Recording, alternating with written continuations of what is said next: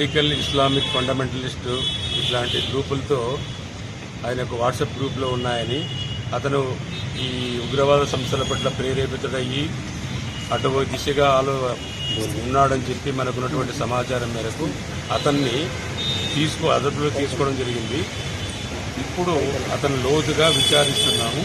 విచారించిన తర్వాత మనకు అతని అతని యొక్క వ్యక్తిత్వం ఏమి, అతని ఫ్యూచర్ డిజైన్స్ ఏమి, ఆలోచనలు ఏమి అనేటువంటి దానిపైన ఎవరితో ఏదైనా సంబంధాలు ఉన్నాయా, ఇట్లాంటి వాటిపైన మనం పూర్తిగా సమాచారాన్ని సేకరించే దశలో ఉంది. కాబట్టి పూర్తి అయిన తర్వాత దీనిపైన ప్రెస్ మీట్ ద్వారా అన్ని కోణాలలో వివరంగా మీకు వివరించడం జరుగుతుంది.